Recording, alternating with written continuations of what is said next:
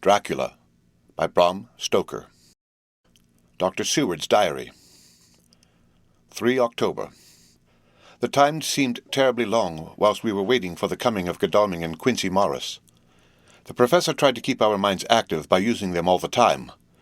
I could see his beneficent purpose by the side glances which he threw from time to time at Harker. The poor fellow is overwhelmed in a misery that is appalling to see. Last night he was a frank, happy-looking man with strong, youthful face, full of energy and with dark brown hair. Today he is a drawn, haggard old man whose white hair matches well with the hollow, burning eyes and grief-written lines of his face. His energy is still intact. In fact, he is like a living flame. This may yet be his salvation, for if all go well it will tide him over the despairing period. He will then, in a kind of way, wake again to the realities of life. Poor fellow! I thought my own trouble was bad enough, but his... The professor knows this well enough, and is doing his best to keep his mind active. What he has been saying was, under the circumstances, of absorbing interest. So well as I can remember, here it is. I have studied over and over again, since they came into my hands, all the papers relating to this monster, and the more I have studied, the greater seems the necessity to utterly stamp him out.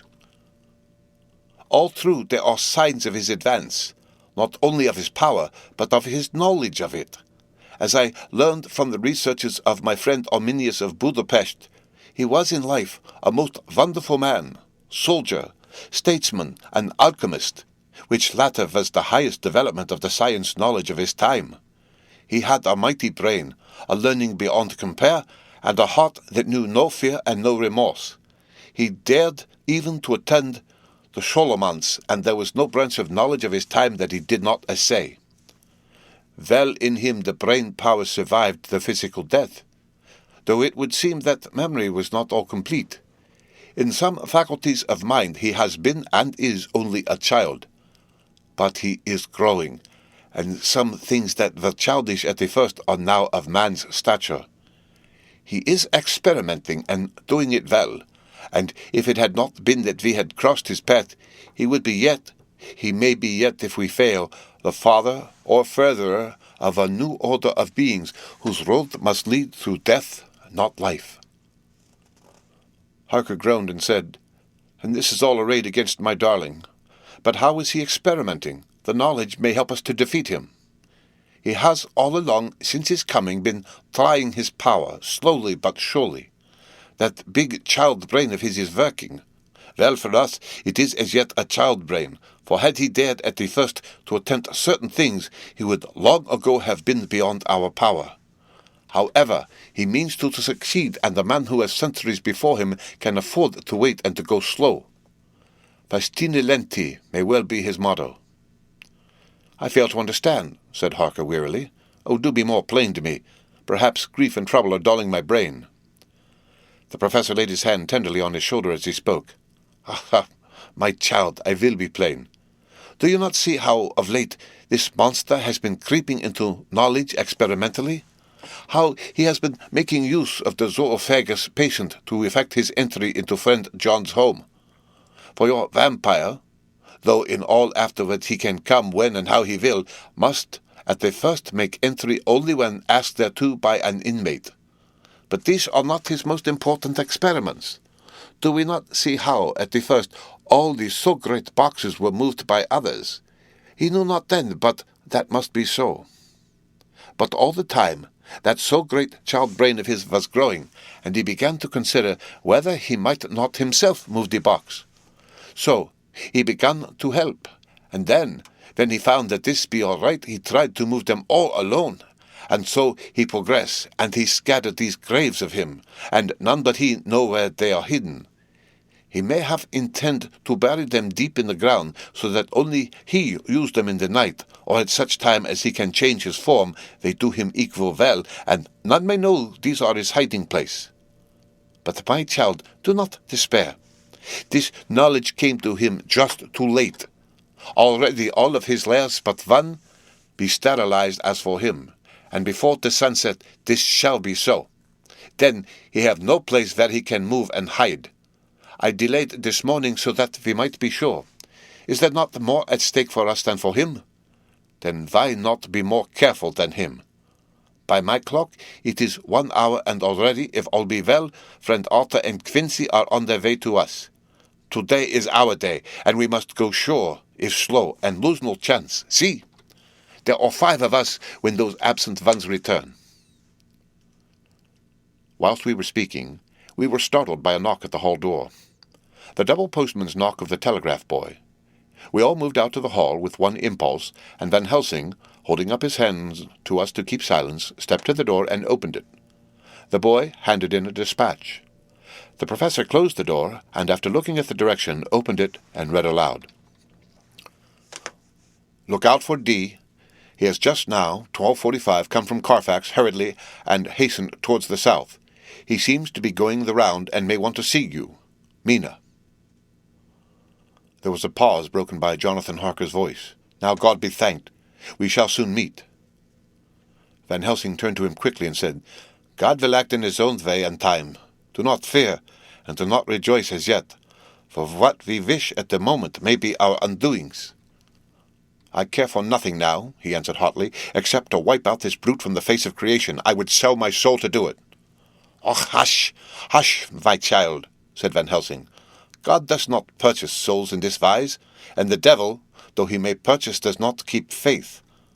But God is merciful and just, and knows your pain and your devotion to that dear Madam Mina. Think you how her pain would be doubled did she but hear your veiled words? Do not fear any of us. We are all devoted to this cause, and today shall see the end. The time is coming for action. Today this vampire is limited to the powers of man, and till sunset he may not change. It will take him time to arrive here. See, it is 20 minutes past 1, and there are yet some times before he can hither come, be he ever so quick. What we must hope for is that my Lord Arthur and Quincy arrive first. About half an hour after we had received Mrs. Harker's telegram, there came a quiet, resolute knock at the hall door. It was just an ordinary knock, such as is given hourly by thousands of gentlemen, but it made the professor's heart and mine beat loudly. We looked at each other, and together moved out into the hall. We each held ready to use our various armaments, the spiritual in the left hand, the mortal in the right. Van Helsing pulled back the latch, and holding the door half open, stood back, having both hands ready for action. The gladness of our hearts must have shone upon our faces when on the step, close to the door, we saw Lord Godalming and Quincy Morris. They came quickly in and closed the door behind them, the former saying as they moved along the hall, "It is all right. We found both places, 6 boxes in each, and we destroyed them all." "Destroyed?" asked the professor. "For him." We were silent for a moment, and then Quincy said, "There's nothing to do but to wait here. If, however, he doesn't turn up by 5 o'clock, we must start off, for it won't do to leave Mrs. Harker alone after sunset." "He will be here before long now," said Van Helsing, who had been consulting his pocket-book. "Nota bene, in Madame's telegram he went south from Carfax. That means he went to cross the river, and he could only do so at slack of tide, which should be something before 1 o'clock. That he went south has a meaning for us. He is as yet only suspicious, and he went from Carfax first to the place where he would suspect interference least. You must have been at Bermondsey only a short time before him. That he is not here already shows that he went to Mile End next. This took him some time, for he would then have to be carried over the river in some way. Believe me, my friends, we shall not have long to wait now. We should have ready some plan of attack, so that we may throw away no chance. Hush! There is no time now. Have all your arms. Be ready." He held up a warning hand as he spoke, for we all could hear a key softly inserted in the lock of the hall door. I could not but admire, even at such a moment, the way in which a dominant spirit asserted itself. In all our hunting parties and adventures in different parts of the world, Quincy Morris had always been the one to arrange the plan of action, and Arthur and I had been accustomed to obey him implicitly. Now the old habit seemed to be renewed instinctively. With a swift glance around the room, he at once laid out our plan of attack, and without speaking a word, with a gesture placed us each in position. Van Helsing, Harker, and I were just behind the door, so that, when it was opened, the professor could guard it, whilst we two stepped between the incomer and the door. Godalming behind, and Quincy in front, stood just out of sight, ready to move in front of the window. We waited in a suspense that made the seconds pass with nightmare slowness. The slow, careful steps came along the hall. The Count was evidently prepared for some surprise, at least he feared it. Suddenly, with a single bound, he leaped into the room, winning a way past us before any of us could raise a hand to stay him. There was something so panther-like in the movement, something so unhuman, that it seemed to sober us all from the shock of his coming. The first to act was Harker, who with a quick movement threw himself before the door leading into the room in front of the house. As the Count saw us, a horrible sort of snarl passed over his face, showing the eye-teeth long and pointed. But the evil smile as quickly passed into a cold stare of lion-like disdain. His expression again changed, as with a single impulse we all advanced upon him. It was a pity that we had not some better organized plan of attack, for even at the moment I wondered what we were going to do. I did not myself know whether our lethal weapons would avail us anything.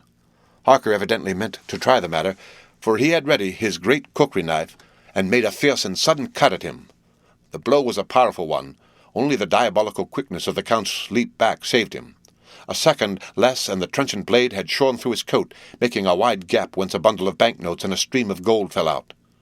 The expression of the Count's face was so hellish that for a moment I feared for Harker, though I saw him throw the terrible knife aloft again for another stroke. Instinctively, I moved forward with a protective impulse, holding the crucifix and wafer in my left hand. I felt a mighty power fly along my arm, and it was without surprise that I saw the monster cower back before a similar movement made spontaneously by each one of us. It would be impossible to describe the expression of hate and baffled malignity, of anger and hellish rage which came over the Count's face.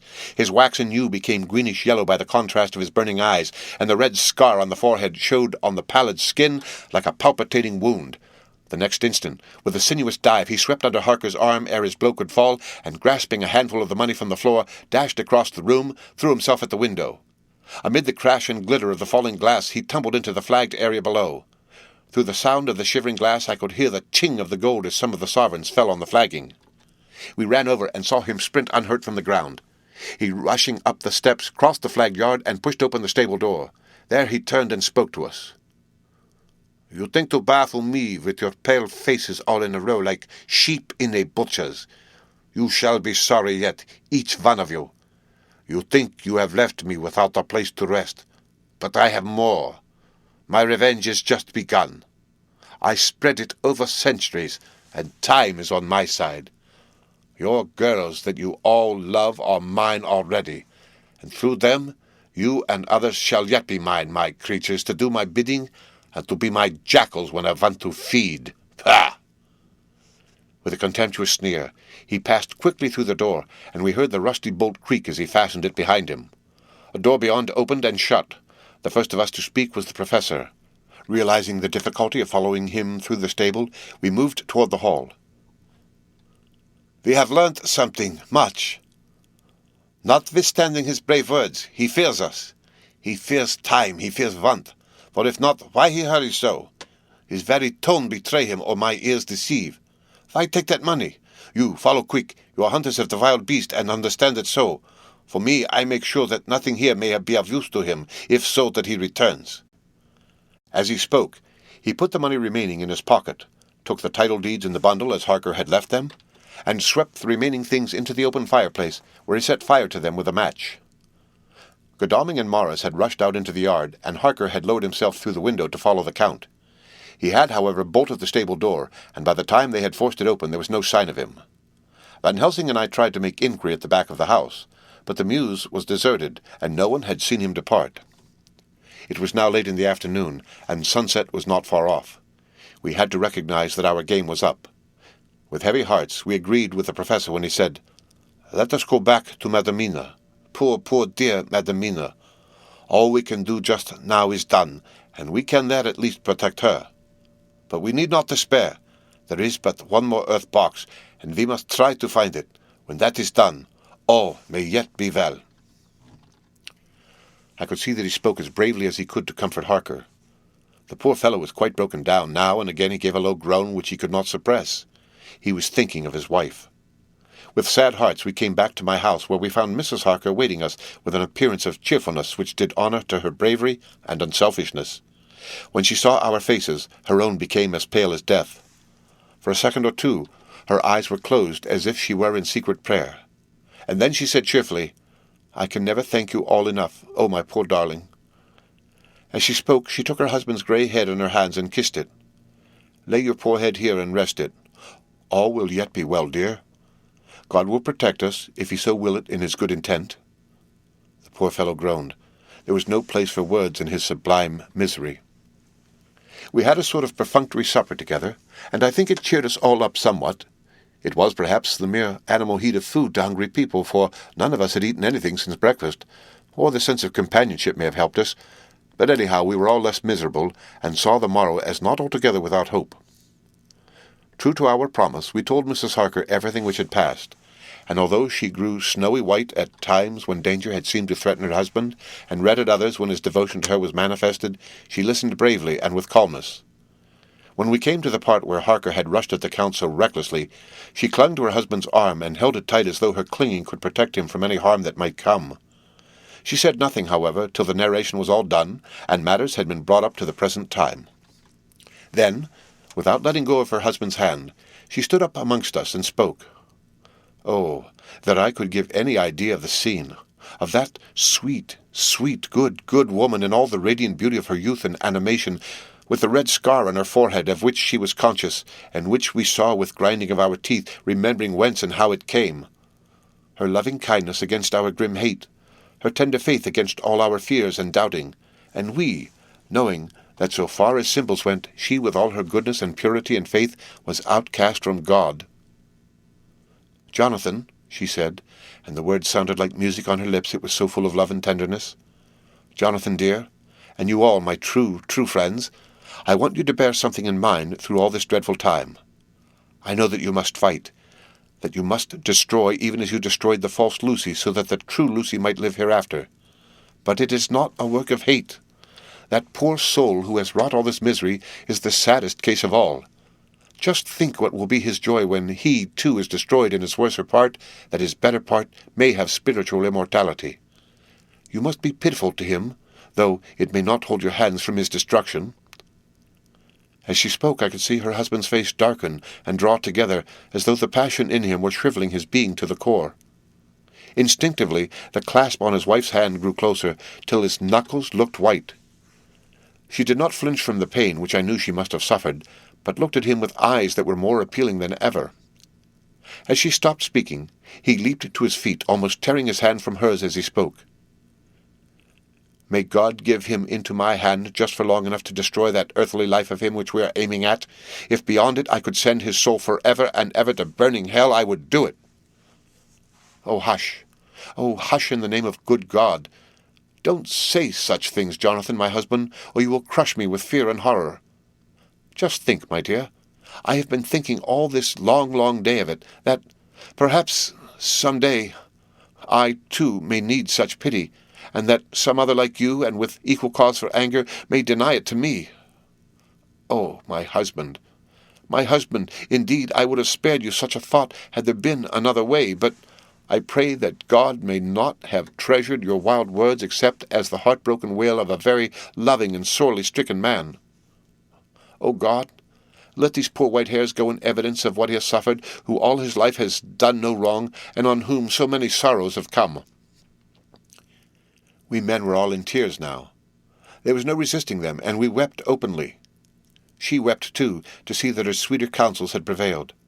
Her husband flung himself on his knees beside her, and putting his arms round her, hid his face in the folds of her dress. Van Helsing beckoned to us, and we stole out of the room, leaving the two loving hearts alone with their God.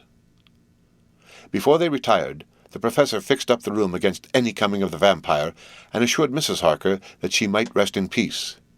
She tried to school herself to the belief, and manifestly for her husband's sake tried to seem content. It was a brave struggle, and was, I think and believe, not without its reward. Van Helsing had placed at hand a bell which either of them was to sound in case of any emergency. When they had retired, Quincy, Godalming, and I arranged that we should sit up, dividing the night between us, and watch over the safety of the poor stricken lady. The first watch falls to Quincy, so the rest of us shall be off to bed as soon as we can. Godalming has already turned in, for his is the second watch. Now that my work is done, I, too, shall go to bed. Jonathan Harker's Journal, 3-4 October, close to midnight. I thought yesterday would never end. There was over me a yearning for sleep, in some sort of blind relief that to wake would be to find things changed, and that any change must now be for the better. Before we parted, we discussed what our next step was to be, but we could arrive at no result. All we knew was that one earth box remained, and that the Count alone knew where it was.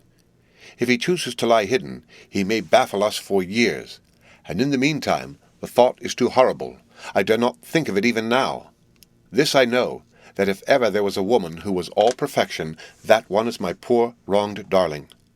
I loved her 1,000 times more for her sweet pity of last night, a pity that made my own hate of the monster seem despicable. Surely God will not permit the world to be the poorer by the loss of such a creature. This is hope to me. We are all drifting reefwards now, and our faith is our only anchor. Thank God, Mina is sleeping, and sleeping without dreams. I fear what her dreams might be like with such terrible memories to ground them in. She has not been so calm, within my seeing, since the sunset. Then, for a while, there came over her face a repose which was like spring after the blasts of March. I thought at the time that it was the softness of the red sunset on her face, but somehow now I think it has a deeper meaning. I am not sleepy myself, though I am weary to death. However, I must try to sleep, for there is tomorrow to think of, and there is no rest for me until... Later. I must have fallen asleep, for I was awakened by Mina, who was sitting up in bed with a startled look on her face. I could see easily, for we did not leave the room in darkness. She had placed a warning hand over my mouth, and now she whispered in my ear, "Hush! There is someone in the corridor." I got up softly, and crossing the room, gently opened the door. Just outside, stretched on a mattress, lay Mr. Morris, wide awake. He raised a warning hand for silence as he whispered to me, "Hush! Go back to bed. It is all right. One of us will be here all night. We don't mean to take any chances." His look and gesture forbade discussion, so I came back and told Mina. She sighed, and positively a shadow of a smile stole over her poor pale face as she put her arms round me and said softly, "Oh, thank God for good, brave men." With a sigh, she sank back again to sleep. I write this now as I am not sleepy, though I must try again. 4 October, morning. Once again during the night I was wakened by Mina. This time we had all had a good sleep, for the grey of the coming dawn was making the windows into sharp oblongs, and the gas flame was like a speck rather than a disk of light.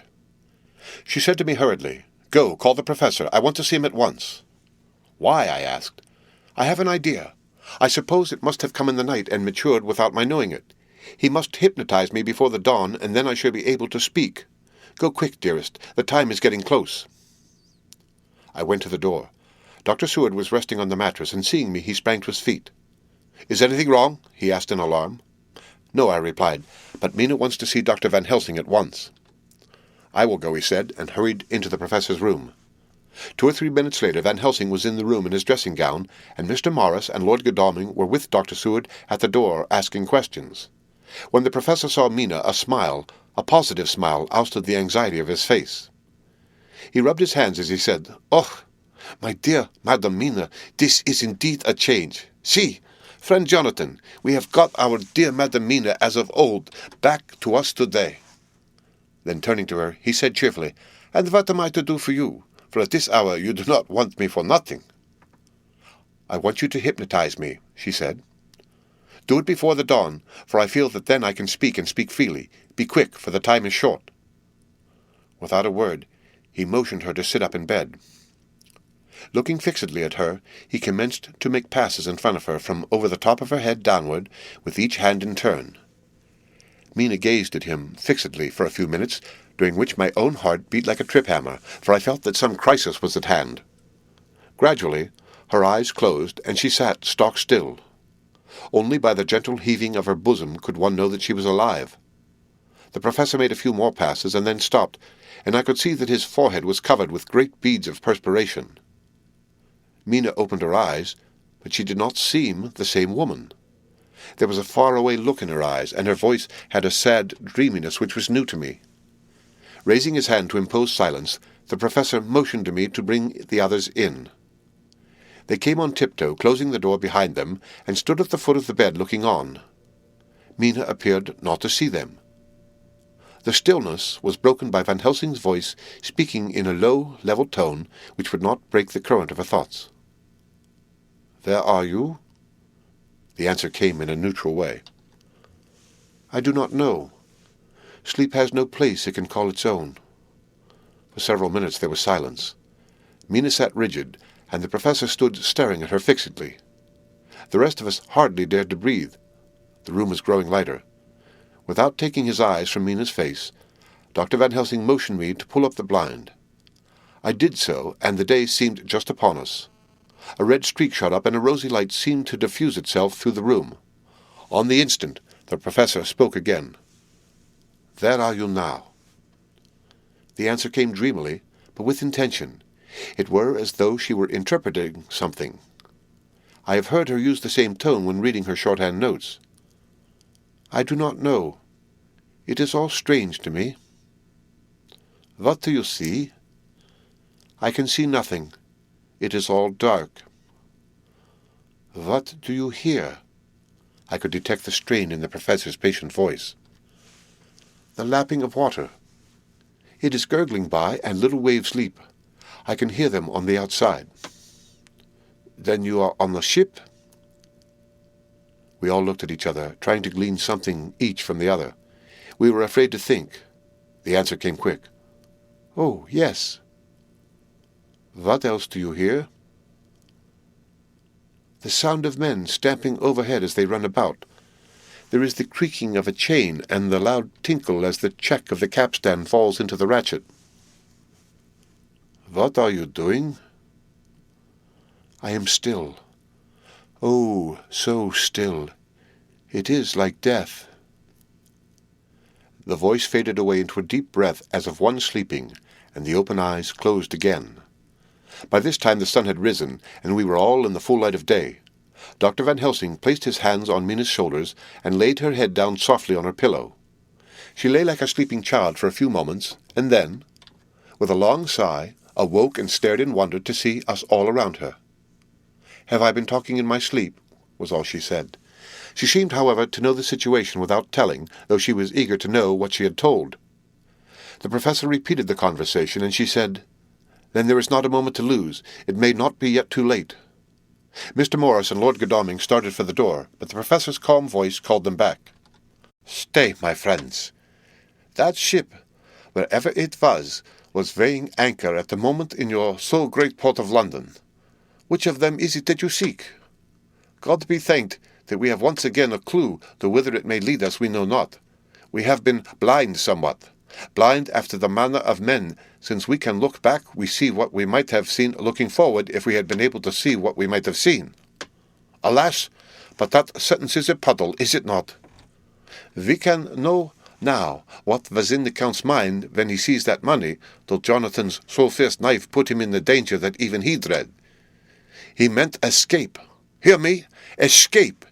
He saw that with but one earth-box left and a pack of men following like dogs after a fox, this London was no place for him.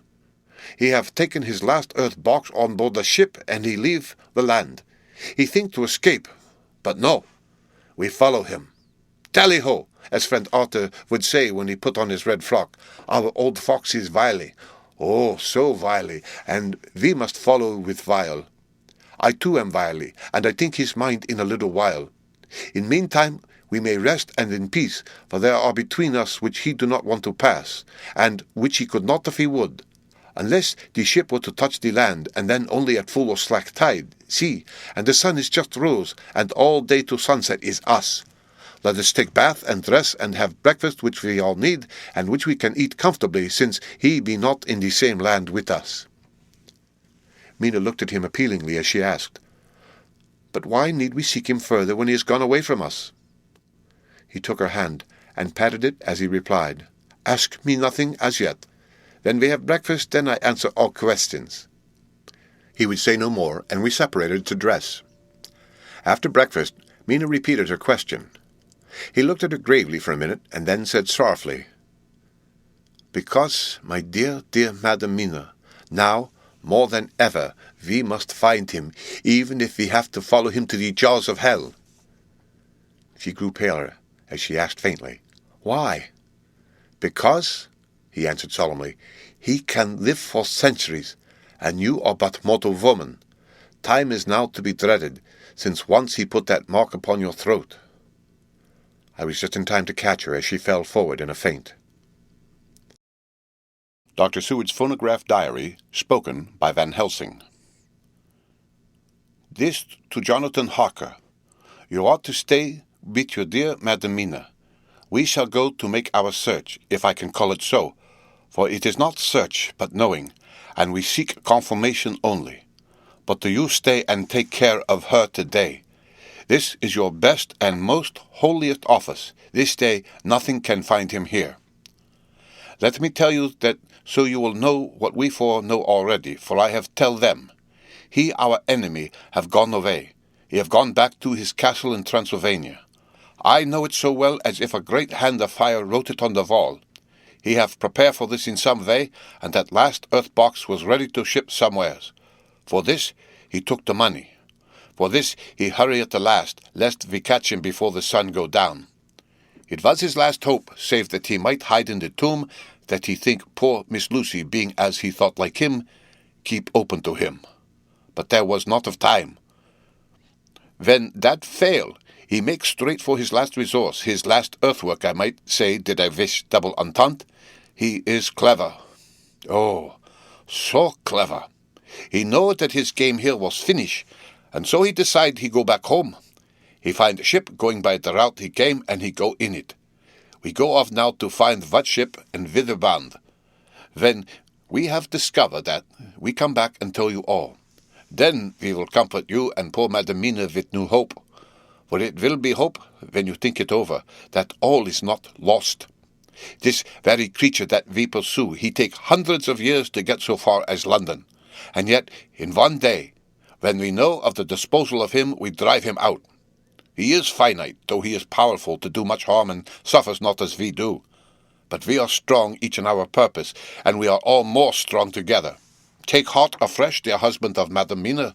This battle is but begun, and in the end we shall win. So sure as that God sits on high to watch over his children. Therefore, be of much comfort till we return.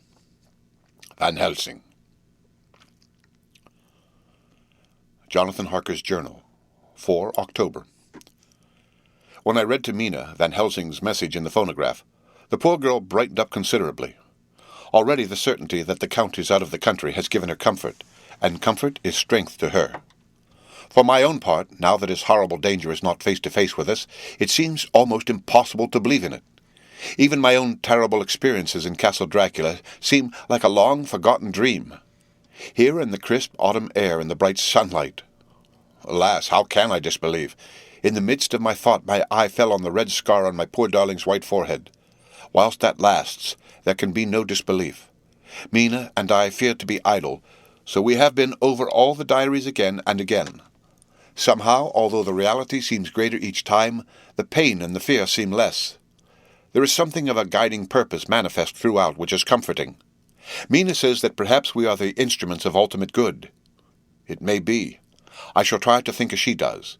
We have never spoken to each other yet of the future.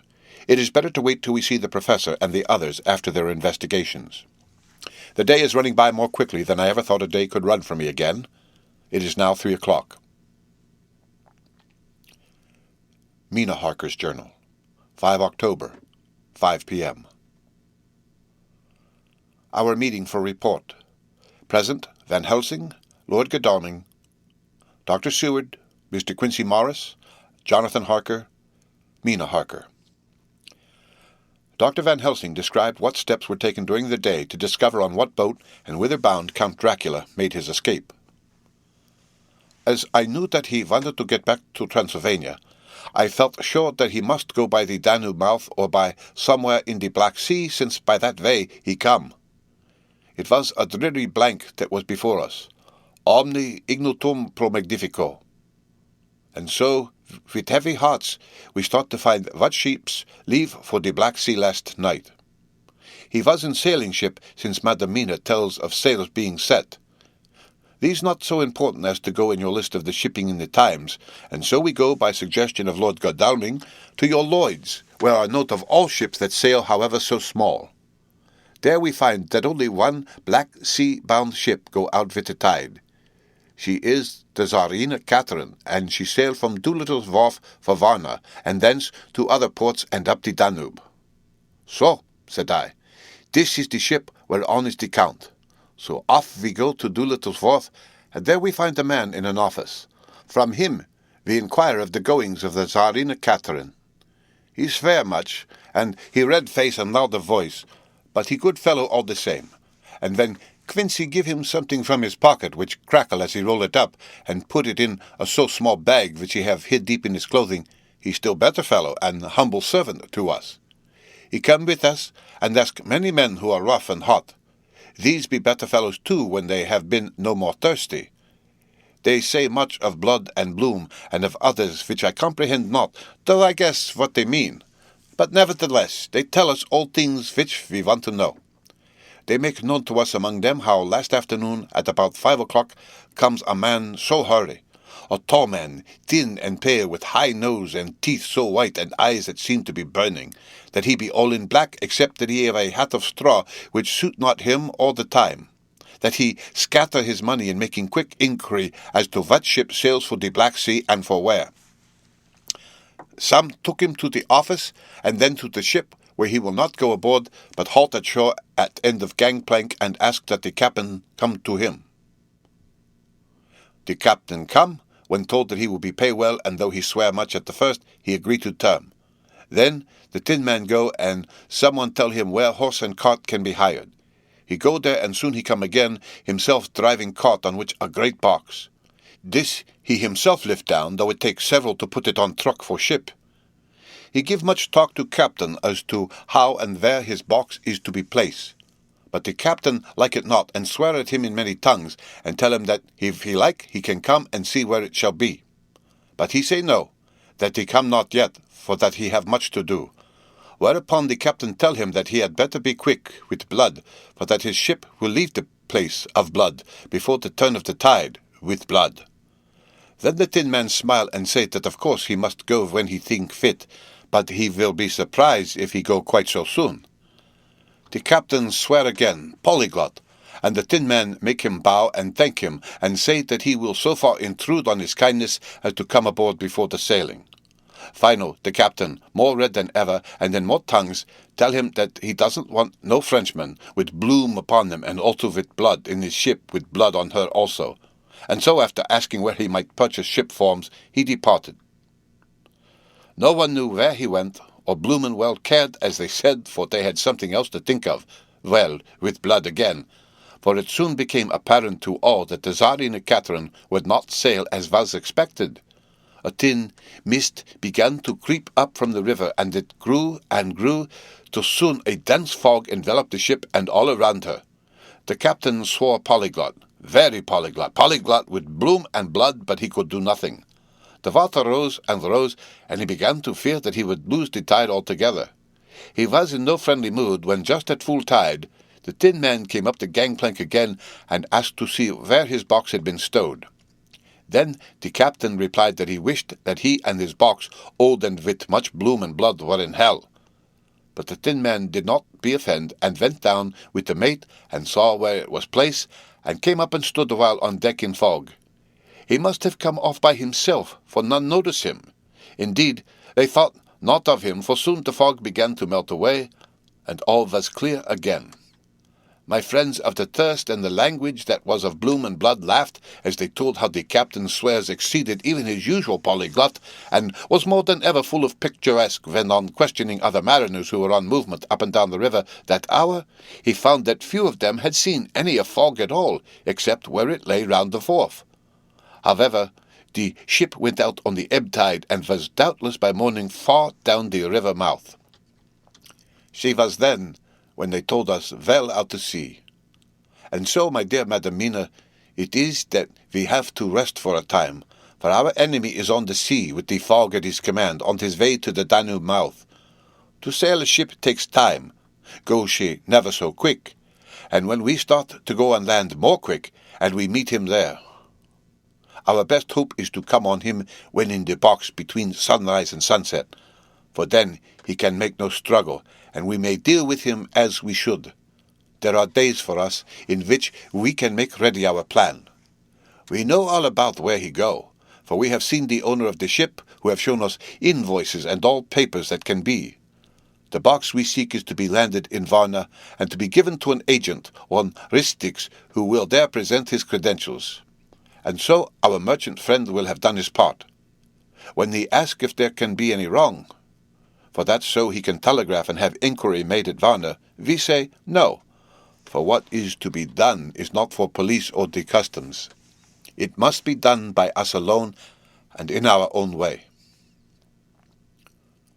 When Dr. Van Helsing had done speaking, I asked him if he were certain that the Count had remained on board the ship. He replied, "We have the best evidence proof of that, your own evidence, when in the hypnotic trance this morning." I asked him again if it were really necessary that they should pursue the Count, for I dread Jonathan leaving me, and I know that he would surely go if the others went. He answered in growing passion, at first quietly. As he went on, however, he grew more angry and more forceful, till in the end we could not but see wherein was at least some of that personal dominance which made him so long a master amongst men. Yes, it is necessary, necessary, necessary, for your sake in the first, and then for the sake of humanity. This monster has done much harm already in the narrow scope where he finds himself, and in the short time when as yet he was only as a body groping his so small measure in darkness and not knowing. All this I have told these others. You, my dear Madam Mina, will learn it in the phonograph of my friend John, or in that of your husband. I have told them how the measure of leaving his own barren land, the barren of peoples, and coming to a new land where life of man teems till they are like the multitude of standing corn, was the work of centuries. Were another of the undead, like him, to try to do what he has done, perhaps not all the centuries of the world that have been or that will be could aid him. With this one, all the forces of nature that are occult and deep and strong must have worked together in some wondrous way. The very place where he have been alive, undead for all these centuries, is full of strangeness of the geologic and chemical world. There are deep caverns and fissures that reach none know whither. There have been volcanoes, some of whose openings still send out waters of strange properties, and gases that kill or make to vivify. Doubtless there is something magnetic or electric in some of these combinations of occult forces which work for physical life in strange way, and in himself were from the first some great qualities. In a hard and warlike time he was celebrated. He have more iron nerve, more subtle brain, more braver heart than any man. In him some vital principle have in strange way found their utmost, and as his body keeps strong and grow and thrive, so his brain grow too. All this without that diabolic aid which is surely to him. For it have to yield to the powers that come from and are symbolic of good. And now this is what he is to us. He have infect you, forgive me, my dear, that I must say such, but it is for good of you that I speak. He infect you in such wise that even if he do no more, you have only to live in your own old sweet way, and so in time death, which is of man's common lot and with God's sanction, shall make you like to him. This must not be. We have sworn together that it must not. Thus we are ministers of God's own wish, that the world and men for whom his Son died will not be given over to monsters whose very existence would defame him. He have allowed us to redeem one soul already, and we go out as the old knights of the cross to redeem more. Like them, we shall travel towards the sunrise, and like them, if we fail in good cause. He paused, and I said, "But will not the Count take his rebuff wisely? Since he has been driven from England, will he not avoid it as a tiger does the village from which he has been hunted?" "Aha," he said, "your simile of the tiger good for me, and I shall adopt him. Your man-eater, as they of India call the tiger, who has once tasted blood of the human, care no more for other prey, but prowl unceasingly till he get him. This that we hunt from our village is a tiger, too, a man-eater, and he never cease to prowl. Nay, in himself, he is not one to retire and stay afar. In his life, his living life, he go over the Turkey frontier and attack his enemy on his own ground. He be beaten back, but did he stay? No, He come again and again and again. Look at his persistence and endurance. With the child brain that was to him, he have long since conceived the idea of coming to great city. What does he do? He find out the place of all the world most of promise for him. Then he deliberately set himself down to prepare for the task. He find in patience just how is his strength and what are his powers. He study new tongues. He learn new social life, new environment of old ways, the politics, the law, the finance, the science, the habit of a new land and the new people who have come to be since he was. His glimpse that he have had whet his appetite only and enkeen his desire. Nay, it help him to grow as to his brain, for it all proved to him how right he was at the first in his surmises. He have done this alone, all alone, from a ruined tomb in a forgotten land. What more may he not do when the greater world of thought is open to him? He that can smile at death as we know him, who can flourish in the midst of diseases that kill off whole peoples? Oh, if such an one was to come from God and not the devil, what a force for good might he not be in this old world of ours?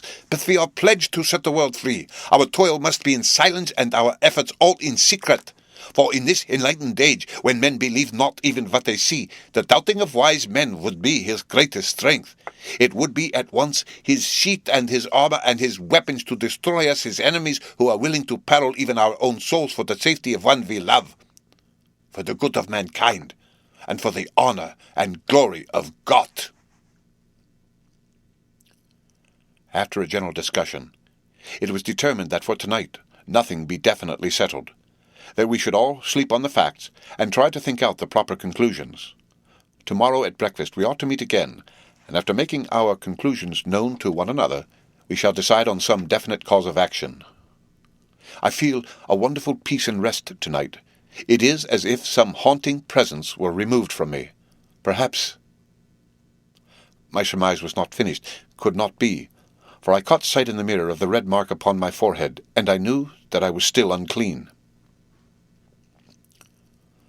Dr. Seward's Diary, 5 October.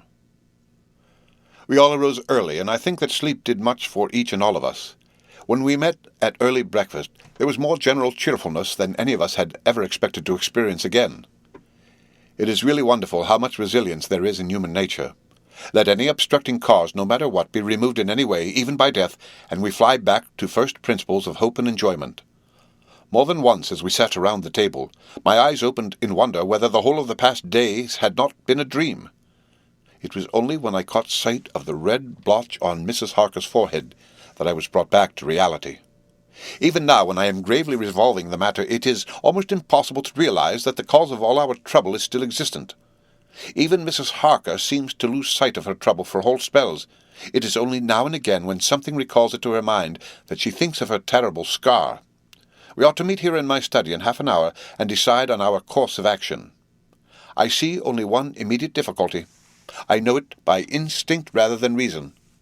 We shall all have to speak frankly, and yet I fear that in some mysterious way poor Mrs. Harker's tongue is tied. I know that she forms conclusions of her own, and from all that has been I can guess how brilliant and how true they must be. But she will not, or cannot, give them utterance. I have mentioned this to Van Helsing, and he and I ought to talk it over when we are alone. I suppose it is some of that horrid poison which has got into her veins beginning to work. The Count had his own purposes when he gave her what Van Helsing called the vampire's baptism of blood. Well, there may be a poison that distills itself out of good things. In an age where the existence of ptomaines is a mystery, we should not wonder at anything. One thing I know, that if my instinct be true regarding poor Mrs. Harker's silences, then there is a terrible difficulty and unknown danger in the work before us. The same power that compels her silence may compel her speech. I dare not think further, for so I should in my thoughts dishonor a noble woman. Later. When the professor came in, we talked over the state of things. I could see that he had something on his mind which he wanted to say, but felt some hesitancy about broaching the subject. After beating about the bush a little, he said, "Friend John, there is something that you and I must talk of alone, just at the first at any rate. Later, we may have to take the others into our confidence." Then he stopped, so I waited. He went on. Madam Mina, our poor dear Madam Mina is changing." A cold shiver ran through me to find my worst fears thus endorsed. Van Helsing continued, "With the sad experience of Miss Lucy, we must this time be warned before things go too far. Our task is now in reality more difficult than ever, and this new trouble makes every hour of the direst importance. I can see the characteristics of the vampire coming in her face. It is now but very, very slight, but it is to be seen if we have eyes to notice without prejudge. Her teeth are sharper, and at times her eyes are more hard. But these are not all. There is to her the silence now often, as so it was with Miss Lucy. She did not speak even when she wrote that which she wished to be known later. Now, my fear is this. If it be that she can, by our hypnotic trance, tell what the Count see and hear, is it not more true that he who have hypnotized her first, and who have drink of her very blood and make her drink of his, should, if he will, compel her mind to disclose to him that which she know?" I nodded acquiescence. He went on, "Then what we must do is to prevent this. We must keep her ignorant of our intent, and so she cannot tell what she know not. This is painful task. Oh, so painful that it heartbreak me to think of it, but it must be. When today we meet, I must tell her that, for reason which we will not speak, she must not more be of our counsel, but be simply guarded by us." He wiped his forehead, which had broken out in profuse perspiration at the thought of the pain which he might have to inflict upon the poor soul already so tortured. I knew that it would be some sort of comfort to him if I told him that I also had come to the same conclusion, for at any rate it would take away the pain of doubt. I told him, and the effect was as I expected. It is now close to the time of our general gathering. Van Helsing has gone away to prepare for the meeting and his painful part of it. I really believe his purpose is to be able to pray alone. Later. At the very outset of our meeting, a great personal relief was experienced by both Van Helsing and myself. Mrs. Harker had sent a message by her husband to say that she would not join us at present, as she thought it better that we should be free to discuss our movements without her presence to embarrass us. The professor and I looked at each other for an instant, and somehow we both seemed relieved. For my own part, I thought that if Mrs. Harker realized the danger herself, it was much pain as well as much danger averted. Under the circumstances, we agreed, by a questioning look and answer, with finger on lip, to preserve silence in our suspicions until we should have been able to confer alone again. We went at once into our plan of campaign. Van Helsing roughly put the facts before us first. The Tsarina Catherine left the Thames yesterday morning. It will take her at the quickest speed she has ever made at least 3 weeks to reach Varna. But we can travel overland to the same place in 3 days. Now, if we allow for 2 days less for the ship's voyage, owing to such weather influences as we know that the Count can bring to bear, and if we allow a whole day and night for any delays which may occur to us, then we have a margin of nearly 2 weeks. Thus, in order to be quite safe, we must leave here on 17th at latest. Then we shall at any rate be in Varna a day before the ship arrives, and able to make such preparations as may be necessary. Of course, we shall all go armed against evil things, spiritual as well as physical. Here, Quincy Morris added, "I understand that the Count comes from a wolf country, and it may be that he shall get there before us. I propose that we add Winchesters to our armament. I have a kind of belief in a Winchester when there's any trouble of that sort around. Do you remember, Art, when we had the pack after us at Tobolsk? What wouldn't we have given then for a repeater apiece?" "Good," said Van Helsing. "Winchesters it shall be. Quincy's head is at level at times, but most so when there is to hunt, metaphor be more dishonour to science than wolves be of danger to man. In the meantime we can do nothing here, and as I think that Varna is not familiar to any of us, why not go there more soon? It is as long to wait here as there. Tonight and tomorrow we can get ready, and then, if all be well, we 4 can set out on our journey." "We 4?" said Harker interrogatively, looking from one to another of us. "Of course," answered the professor quickly. "You must remain here to take care of your so sweet wife." Harker was silent for a while, and then he said in a hollow voice, "Let us talk of that part of it in the morning. I want to consult with Mina." I thought that now was the time for Van Helsing to warn him not to disclose our plan to her, but he took no notice. I looked at him significantly and coughed. For answer, he put his finger to his lips and turned away. Jonathan Harker's Journal. October, afternoon. For some time after our meeting this morning, I could not think. The new phases of things leave my mind in a state of wonder which allows no room for active thought. Mina's determination not to take any part in the discussion set me thinking, and as I could not argue the matter with her, I could only guess. I am as far as ever from a solution now. The way the others received it, too, puzzled me. The last time we talked on the subject, we agreed that there was to be no more concealment of anything amongst us. Mina is sleeping now, calmly and sweetly, like a little child. Her lips are curved, and her face beams with happiness. Thank God there are such moments still for her. Later. How strange it all is. I sat watching Mina's happy sleep, and I came as near to being happy myself as I suppose I shall ever be. As the evening drew on, and the earth took its shadows from the sun sinking lower, the silence of the room grew more and more solemn to me.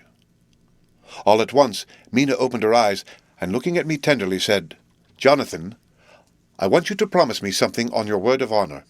A promise made to me, but made holily in God's hearing, and not to be broken, though I should go down on my knees and implore you with bitter tears. Quick, you must make it to me at once." "Mina," I said, "a promise like that I cannot make at once. I may have no right to make it."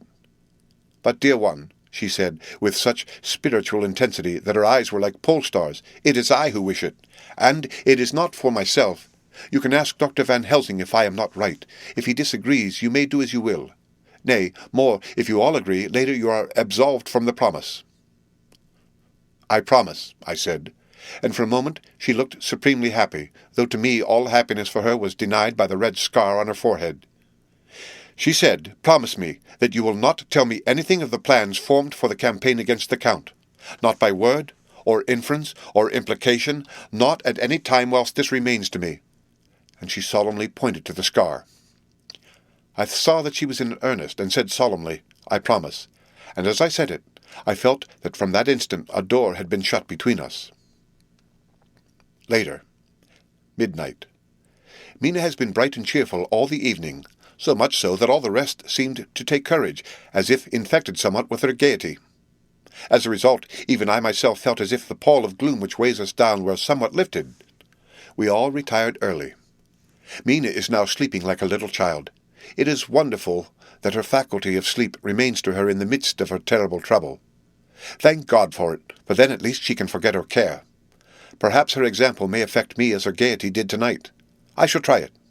Oh, for a dreamless sleep. 6 October, morning. Another surprise. Mina woke me early, about the same time as yesterday, and asked me to bring Dr. Van Helsing. I thought that it was another occasion for hypnotism, and without question went for the professor. He had evidently expected some such call, for I found him dressed in his room. His door was ajar, so that he could hear the opening of the door of our room. He came at once. As he passed into the room, he asked Mina if the others might come too. "No," she said quite simply. "It will not be necessary. You can tell them just as well. I must go with you on your journey." Dr. Van Helsing was as startled as I was. After a moment's pause he asked, "But why?" "You must take me with you. I am safer with you, and you shall be safer too." "But why, dear Madam Mina? You know that your safety is our solemnest duty. We go into danger to which you are or may be more liable than any of us from circumstances, things that have been." He paused, embarrassed. As she replied, she raised her finger and pointed to her forehead. "I know. That is why I must go. I can tell you now, whilst the sun is coming up. I may not be able again. I know that when the Count wills me, I must go. I know that if he tells me to come in secret, I must by wile, by any device to hoodwink even Jonathan." God saw the look that she turned on me as she spoke, and if there be indeed a recording angel, that look is noted to her everlasting honor. I could only clasp her hand. I could not speak. My emotion was too great for even the relief of tears.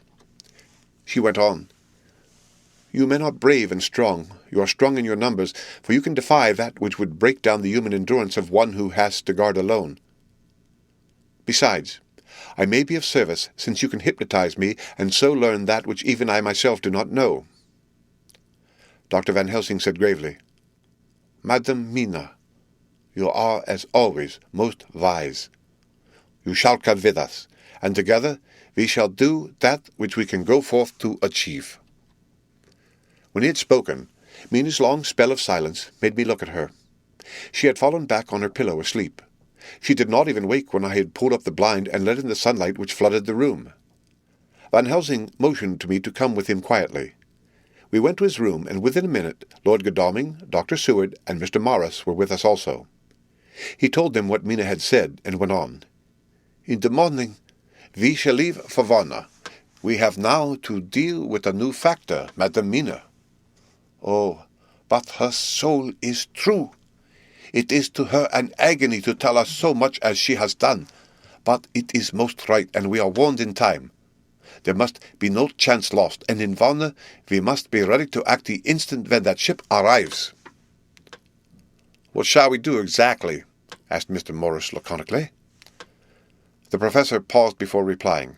We shall at the first board that ship. Then, when we have identified the box, we shall place a branch of the wild rose on it. This we shall fasten, for when it is there, none can emerge, so that at least says the superstition. And to superstition must we trust at the first. It was man's faith in the early, and it have its root in faith still. Then, when we get the opportunity that we seek, when none are near to see, we shall open the box and all will be well. I shall not wait for any opportunity, said Morris. When I see the box, I shall open it and destroy the monster, though there are 1,000 men looking on, and if I am to be wiped out for it the next moment. I grasped his hand instinctively, and found it as firm as a piece of steel. I think he understood my look. I hope he did. Good boy, said Dr. Van Helsing. Brave boy.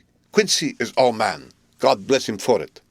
My child, believe me, none of us shall lag behind or pause from any fear. I do but say what we may do, what we must do. But indeed, we cannot say what we may do. There are so many things which may happen, and their ways and their ends are so various that until the moment we may not say. We shall all be armed in all ways, and when the time for the end has come, our effort shall not be lack. Now let us today put all our affairs in order. Let all things which touch on others dear to us, and who on us depend, be complete. For none of us can tell what or when or how the end may be. As for me, my own affairs are regulate, and as I have nothing else to do, I shall go make arrangements for the travel. I shall have all tickets and so forth for our journey. There was nothing further to be said, and we parted. I shall now settle up all my affairs of earth, and be ready for whatever may come. Later. It is done. My will is made, and all complete. Mina, if she survive, is my sole heir. If it should not be so, then the others who have been so good to us shall have remainder. It is now drawing towards the sunset. Mina's uneasiness calls my attention to it. I am sure that there is something on her mind which the time of exact sunset will reveal. These occasions are becoming harrowing times for us all, for each sunrise and sunset opens up some new danger, some new pain, which, however, may in God's will be means to a good end. I write all these things in the diary, since my darling must not hear them now. But if it may be that she can see them again, they shall be ready. She is calling to me.